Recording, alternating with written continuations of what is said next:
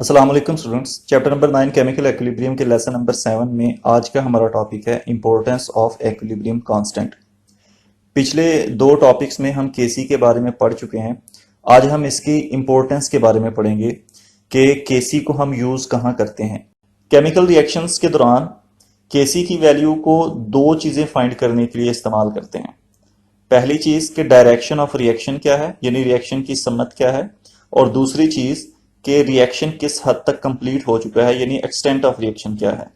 आज के टॉपिक में हम डायरेक्शन ऑफ रिएक्शन के मतलब पढ़ेंगे कि हम केसी की वैल्यू की मदद से रिएक्शन की डायरेक्शन का किस तरह से पता चला सकते हैं। डायरेक्शन ऑफ रिएक्शन से मुराद ये है कि केसी की वैल्यू की मदद से हम इस बात का पता चला सकते हैं कि इस वक्त रिएक्शन फॉरवर्ड हो रहा है या इस वक्त रिएक्शन रिवर्स हो रहा है या ये इक्विलिब्रियम स्टेट में है।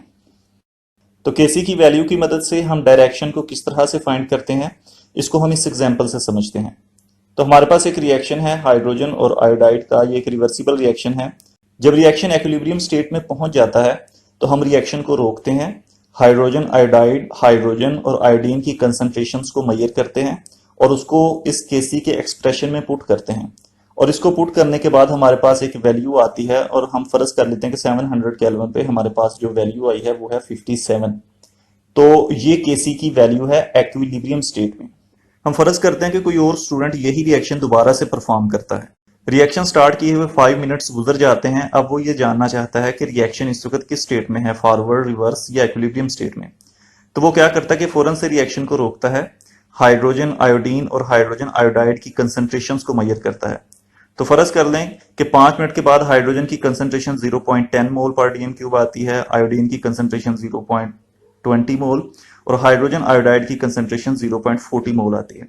अब इन कंसंट्रेशंस को पहले की तरह वो केसी एक्सप्रेशन में पुट करेगा, लेकिन अब यहां पे केसी की बजाय वर्ड क्यूसी यूज होगा। इस क्यूसी को हम रिएक्शन कोशेंट बोलते हैं। केसी और क्यूसी में डिफरेंस ये है कि केसी का वर्ड उस वक्त यूज करते हैं जब हम मेजरमेंट्स उस वक्त करें जब रिएक्शन इक्विलिब्रियम स्टेट में पहुंच चुका हो। अगर हम इसके अलावा किसी खास वक्त में मेजरमेंट्स करें तो फिर हम क्यूसी यूज करते हैं, जिसको हम रिएक्शन कोशेंट बोलते हैं। तो अब हम क्या करते हैं कि इन तमाम वैल्यूज को जो हमारे पास आई थी 5 मिनट के वक्फे के बाद, इन वैल्यूज को हम उस एक्सप्रेशन में पुट करते हैं और हमारे पास जो वैल्यू आती है वो है 8। तो अब हमारे पास दो वैल्यूज हैं, एक केसी जो कि इक्विलिब्रियम स्टेट में थी 57 और दूसरी क्यूसी जो कि हम फाइंड करना चाहते हैं रिएक्शन की डायरेक्शन के लिए। तो रिएक्शन की डायरेक्शन को फाइंड करने के लिए हम दोनों वैल्यूज को कंपेयर करेंगे। तो इस चीज को हम इस तरह से समझेंगे, येलो कलर में जो वैल्यू दिखाई गई है ये वो वैल्यू है जो उस वक्त ली गई जब रिएक्शन इक्विलिब्रियम स्टेट में था, यानी केसी वैल्यू, और हमारे पास जो क्यूसी की वैल्यू आई वो थी 8। अब रिएक्शन हमें पता है कि हमेशा इक्विलिब्रियम स्टेट की तरफ मूव करता है, तो क्यूसी की 8 वैल्यू शो करेगी कि अभी इसने 57 की तरफ जाना है। तो इससे पता चलेगा कि रिएक्शन इस वक्त फॉरवर्ड है। और अगर यही वैल्यू लार्ज आ जाती, जैसे फॉर एग्जांपल 90 के करीब आ जाती, तो अब इसने 57 की तरफ मूव करना था, तो इसका मतलब हमें पता चल जाता कि इस वक्त रिएक्शन रिवर्स है। तो इस तरह से केसी और क्यूसी की वैल्यू को कंपेयर करके हम रिएक्शन की डायरेक्शन का पता चलाते हैं। तो इससे ये जनरलाइज करते हैं कि जब क्यूसी की वैल्यू स्मॉल हो और केसी की वैल्यू लार्ज हो तो रिएक्शन फॉरवर्ड होगा, और अगर क्यूसी की वैल्यू लार्ज हो और केसी की वैल्यू स्मॉल हो तो रिएक्शन रिवर्स होगा। और अगर केसी और क्यूसी दोनों की वैल्यूज इक्वल आ जाएं तो उस वक्त रिएक्शन इक्विलिब्रियम स्टेट में होगा। तो ये केसी की पहली इंपॉर्टेंस है कि हम केसी की वैल्यू की मदद से रिएक्शन की डायरेक्शन को फाइंड कर सकते हैं।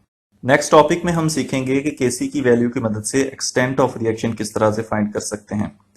तो इन क्वेश्चंस के आंसर्स को अच्छी तरह से याद करें, इनको अपनी नोटबुक्स पे लिखें। शुक्रिया।